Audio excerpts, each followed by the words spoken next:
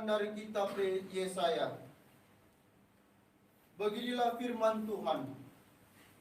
Keturunan umatku akan terkenal di antara bangsa-bangsa, dan anak cucu mereka di tengah-tengah suku-suku bangsa, sehingga semua orang yang melihat mereka akan mengakui bahwa mereka adalah keturunan yang diberkati Tuhan.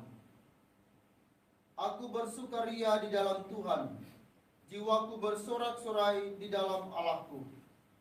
Sebab ia mengenakan pakaian keselamatan kepadaku dan menyelubungi aku dengan jubah kebenaran. Seperti pengantin pria yang mengenakan hiasan kepala dan seperti pengantin wanita memakai perhiasannya. Sebab seperti bumi memancarkan tumbuh-tumbuhan dan seperti kebun menumbuhkan benih yang ditaburkan, demikianlah Tuhan Allah menumbuhkan kebenaran dan puji-pujian di depan semua bangsa. Demikianlah sabda Tuhan. Syukur kepada Allah. Mazmur tanggapan dengan referen. Hatiku bersukaria karena Tuhan juru selamatku. Hatiku bersukaria karena Tuhan juru selamatku. Busur para pahlawan telah patah, tetapi orang-orang lemah dipersenjatai kekuatan. Orang yang dulu kenyang kini harus mencari nafkah, tetapi yang dulu lapar kini boleh beristirahat. Orang yang mandul melahirkan 7 anak, tetapi ibu yang banyak anaknya menjadi lain. Hatiku bersukaria karena Tuhan juru selamatku. Tuhan berkuasa mematikan dan menghidupkan. Ia berkuasa menurunkan ke dalam maut dan mengangkat dari sana. Tuhan membuat miskin dan membuat kaya. Ia merendahkan dan meninggikan juga. Hatiku bersukaria karena Tuhan juru selamatku. Ia menegakkan orang hina dari dalam debu dan mengangkat orang miskin dari lumpur, untuk mendudukannya di antara para bangsawan dan memberi dia kursi kehormatan. Hatiku bersukaria karena Tuhan juru selamatku. Baik pengantar Injil. Haleluya, haleluya, haleluya.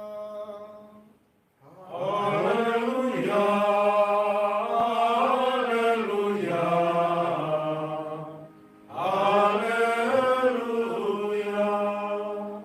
Maria menyimpan segala perkara itu di dalam hati dan merenungkannya. Haleluya, haleluya, haleluya.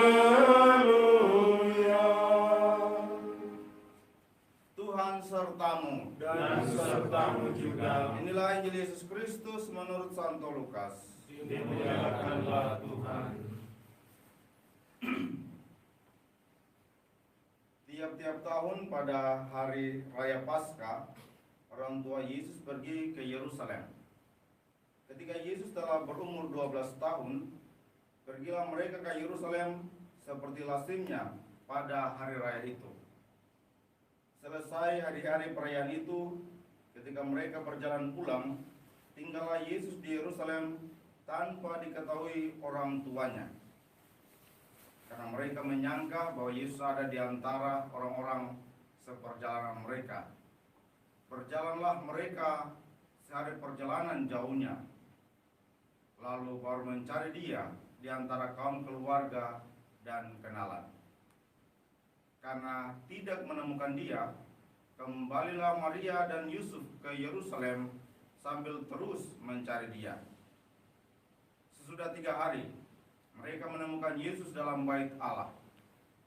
Ia sedang duduk di tengah-tengah alim ulama, sambil mendengarkan mereka dan mengajukan pertanyaan-pertanyaan kepada mereka. Semua orang yang mendengar dia sangat heran akan kecerdasan dan segala jawab yang diberikannya. Ketika Maria dan Yusuf melihat dia, tercenganglah mereka.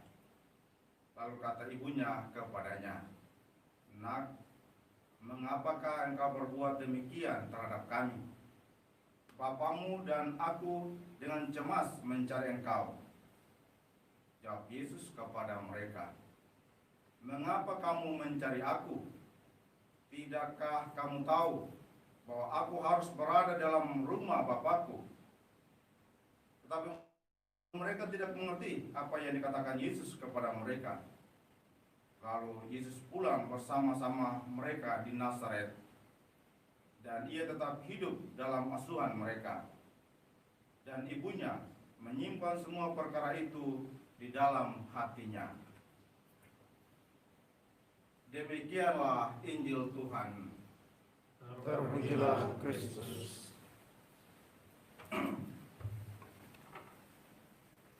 Bapak Uskup, konfrater, saudara-saudara yang terkasih dalam Tuhan kita Yesus Kristus. Beberapa hari lalu, saudara-saudara kita di dapur, Tina dan yang lain cari-cari Gebi, cari di mana? Bateria yang kita yang itu juga terbangun karena teriakan itu. Sudah sekitar 15 menit baru Gebi muncul dari kamar di lantai 3 sana. Ternyata dia sengaja untuk sembunyi. Karena suasana itu, Mama Tina hati panas, Oma Min juga hati panas, lalu akhirnya pukul Gebi dan Ani. Mereka menangis. Itu baru cari 15 menit. Sedangkan Yesus ini dicari 3 hari. Lalu bukan cuma keliling di sekitar Nazaret, tetapi dari Nazaret sampai ke Yerusalem, perjalanan jauh.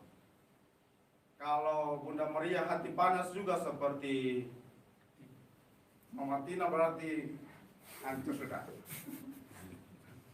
Tetapi dikatakan hari ini, diingatkan bahwa Maria punya hati suci. Dia menyimpan semua perkara itu, tahan diri. Gebi tidak ada jawaban sedikit pun, sudah dapat pukul.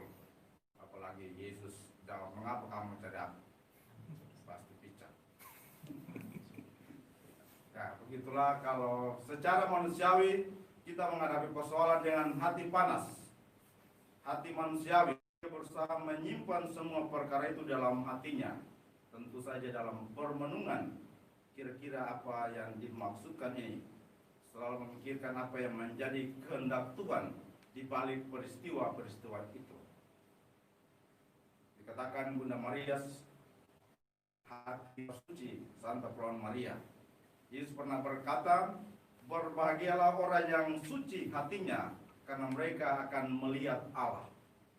Orang yang suci hatinya, yakni mereka selalu memikirkan apa yang menjadi kehendak Allah. Dan juga dikatakan bahwa tempat suci itu adalah tempat Allah, tempat yang dibentuk oleh Allah. Begitu juga setiap orang yang punya hati yang suci, itu juga bagian dari karunia Allah, karunia Roh Kudus. Bunda Maria sejak awal telah dikaruniai Roh Kudus, sehingga dia berusaha untuk mau bertindak berdasarkan kehendak Tuhan. Hari ini, apa yang dibuat oleh Bunda Maria mengajak kita untuk selalu mau melihat apa yang menjadi kehendak Tuhan di setiap peristiwa kehidupan kita. Pernah di Wasrisa dulu, satu ketika yang umat Katolik sementara berdoa hampir selesai, tiba-tiba ada satu anak buah dari Papa Palo. Papa Palo ini salah satu pimpinan di perusahaan itu. Anak buahnya datang toki lonceng sementara beribadat, umat Katolik beribadat. Papa Palo yang seorang Katolik sangat marah, jengkel atas peristiwa itu. Mengapa kami sementara beribadat, lalu datang untuk lonceng, orang bilang lapis dengan kami yang sementara berdoa. Dan Papa Palo keluar mau dengan suasana panas keluar untuk tegur orang itu. Tapi dalam perjalanan dia tenang, coba berusaha menenangkan diri. Lalu, "Kenapa kamu untuk lonceng?" "Ya, kami juga mau berdoa, jadi harus untuk lonceng lebih awal supaya jemaat bisa datang lebih awal." Dari situ akhirnya Bapak Paulus bilang, oh kamu benar. Dan benar, dia bilang, mulai saat ini saya harus berusaha bangun gereja Katolik, bikin gedung gereja Katolik. Bagi saya ini merupakan juga cara-cara refleksi, melihat berbagai tantangan kesulitan dalam hidup, melihat kehendak Tuhan di balik itu, apa yang harus dibuat lewat peristiwa-peristiwa itu. Mari kita berdoa supaya seperti yang telah diteladankan oleh Bunda Maria, kita boleh melihat kehendak Tuhan di balik setiap peristiwa kehidupan kita. Semoga demikian. Amin.